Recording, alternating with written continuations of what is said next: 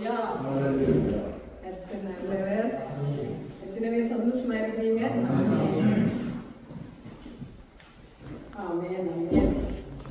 இந்த நாளிலும் நாங்கள் அடுத்த வாரமாக விசுவாசத்தின் தலைப்பில் அநேக காரியங்களை பிள்ளைகள் வந்து தியானத்தினூடாக வெளிப்படுத்தினாங்க, கற்றுக் கொடுத்தாங்க, பேசினாங்க, பிரசங்கித்தாங்க.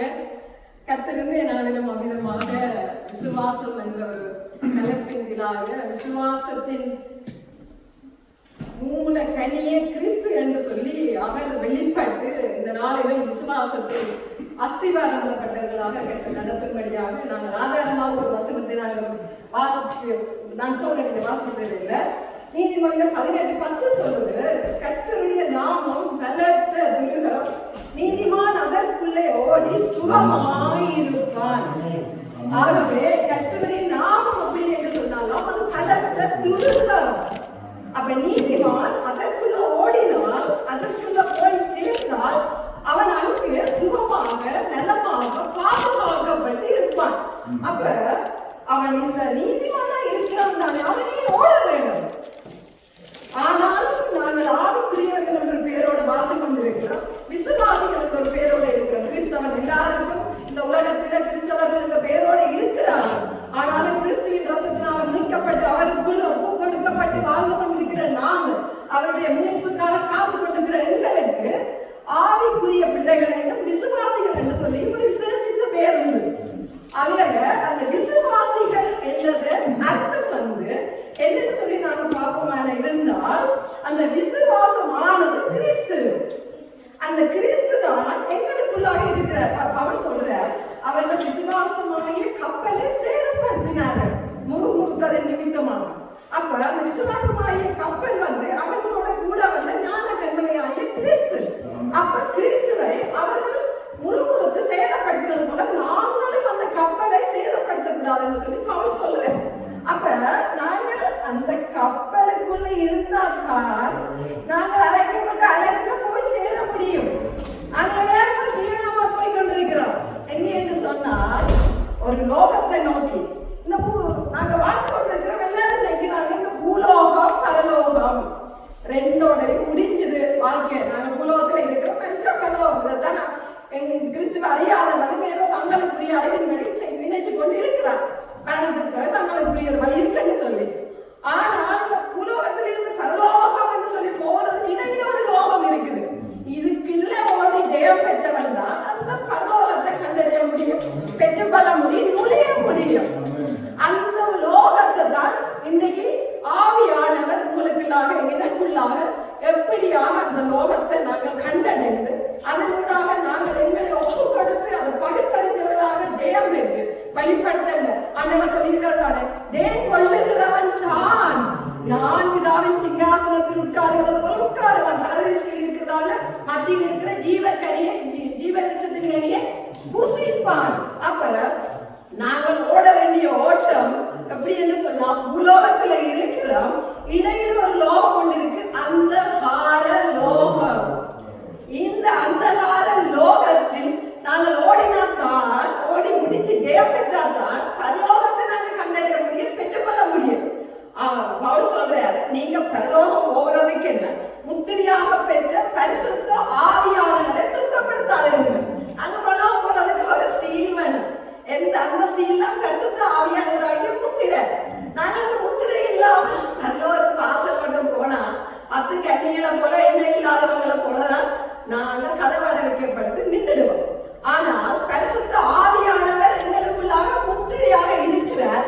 ஏனென்று சொன்னால் எங்களுக்குள்ளாக நாங்கள் ஓடுகிற ஓட்டத்தில நாங்கள் ஒரு காரியத்தை காத்து கொள்ள வேண்டுமா. அவர் சொல்றார், என்ன சொல்றாருன்னு சொன்னா, நல்ல போராட்டத்தை போராடுங்க, விசுவாசத்தை காத்து கொண்டு. அப்ப அவர் சொல்ற நல்ல போராட்டத்தை போராடினாரா என்னத்துக்காக என்று சொன்னா, இந்த விசுவாசத்தை காத்துக் கொள்வதற்காக. இந்த விசுவாசத்தை காத்து கொண்டால்தான் நாங்கள் பரலோகத்துக்கு போக முடியும். அந்த காத்து கொண்டதுக்கு பரிசுத்த ஆவியானவர் முத்திரையாக இருக்கிறார். இந்த பூலோகத்துல வாழ்ந்து கொண்டிருக்கும் பொழுது பரிசுத்த ஆவியானவருடைய பாதுகாப்பு கூடாகத்தான் நாங்கள் போய் சேர முடியும் பரலோகத்துக்கு. அவருக்கு பாதுகாப்பு, அவருடைய ஒரு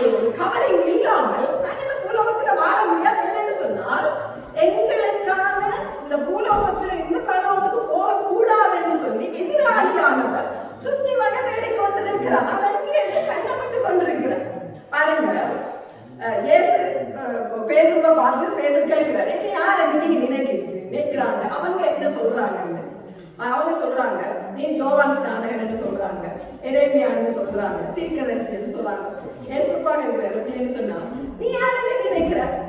அவங்க பேதுரு சொல்ற, நீ ஜீவனுள்ள தேவனுடைய கிறிஸ்து என்று சொல்லி தான் நினைக்கிறார். இந்த அறிவை இயேசு சொல்றாரு அப்படின்னு சொன்னா, இது மாம்சம் ரத்தம் உனக்கு வெளிப்படுத்துங்க, பிதாவே உனக்கு வெளிப்படுத்தி இருக்கிறாருன்னு சொல்லி அப்படி சொன்ன கையோடையே சாத்தான் பேதுருவுக்குள்ள நுழைஞ்சிட்டான்.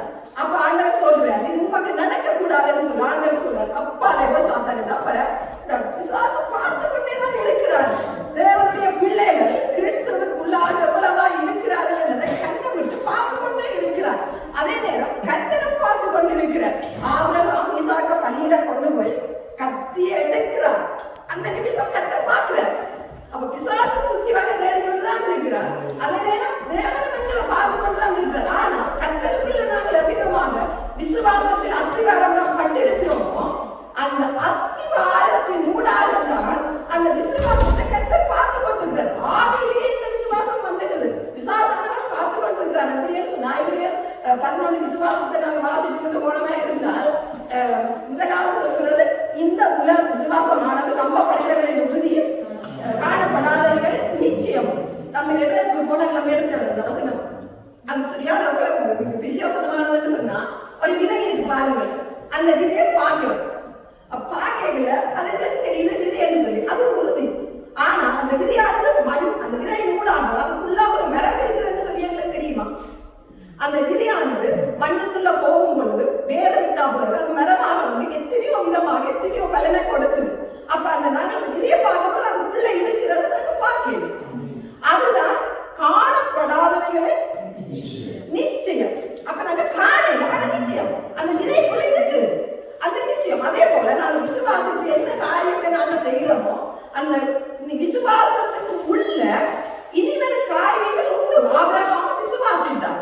தன்னுடைய சரீரம் செத்து போச்சுன்னு சொல்லி அவன் விலகினத்தில் விசுவாசத்தில் விலகினா இருந்தான்னு சொல்லி பார்க்கிறோம். ஆனால் அவன் விசுவாசத்தில் தந்தையெல்லாம் பெயர் பெற்றார். எப்படி என்று சொன்னா, சொன்னவன் வாக்கு மாறாதவர். அவர் சொன்ன வார்த்தையை மட்டும் பிடிச்சு கொண்டான். அப்ப அந்த வார்த்தையை வச்சு கொண்டுதான் அவன் மனிதர்கள் உயிர் தழுவி வர வல்லவரா இருக்கிறார் என்று சொல்லி தன்னுடைய மகனையே கொண்டு போய் பணியாக ஒப்பு கொடுக்கிறார். அப்ப அந்த வார்த்தை எப்படி என்று சொன்னா, விசுவாசத்தின் ஒரு விதியாக இருக்கிறது. அது ஒரு கோதுமை மணி. முதற் பலனாக கிறிஸ்துவானவர் எங்களுக்காக கோதுமை மணியாக தன்னை ஒப்பு கொடுத்தார். அப்ப அந்த மெய்யாகவே உங்களுக்கு சொல்லுகிறேன், கோதுமை மணியானது நிலத்தில் விழுந்து சென்றாலே ஒரு பலன் கொடுக்க மாட்டார்.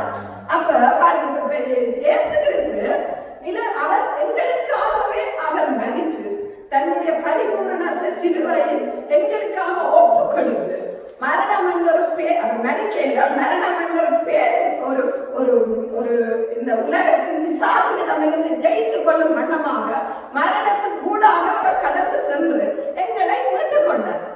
அவரை யாரும் கொல்ல முடியாது.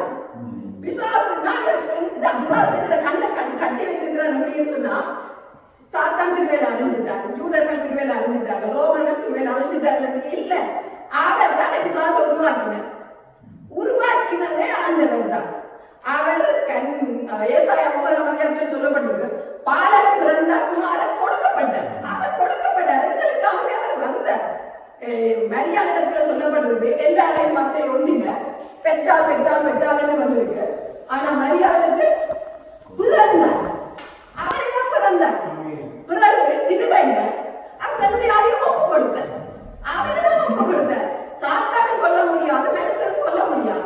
அவ்விதமாக கிறிஸ்து தன்னை தானே எங்களுக்கு முதல் பலனாக அவர் ஒப்பு கொடுத்து இந்த பூமியில நல்ல ஒரு உதாரணமாக அவரே விசுவாசம் என்று சொல்லி அந்த விசுவாசமாகிய கிறிஸ்து வார்த்தை, அந்த வார்த்தையை நாங்கள் எங்களுக்குள்ளாக நாங்கள் காத்து அந்த வார்த்தை அஸ்திவாரப்பட்டவர்களாக அந்த கோதுமை மணியாக கிறிஸ்துவுக்குள் வேறுண்டப்பட்டால் நாங்கள் ஆவிக்குள்ளாக மிகுந்த வலிமை கொடுக்கும் வண்ணமாக கர்த்தர் எங்களுக்குள்ளாக இருந்து பெரிய காரியங்களை செய்வார். பரிசுத்த ஆவியானவர் அந்த கால லோகத்தில் ஓடும் பொழுது ஆவியானவர் கூட இருந்து அந்த கால லோகாதிபதிகளுக்கு எங்களை நீங்களாக்கி விலக்கி காத்து பரலோக ராஜ்யத்தை சுதந்திரிக்கும்படி கிருபை செய்வார்.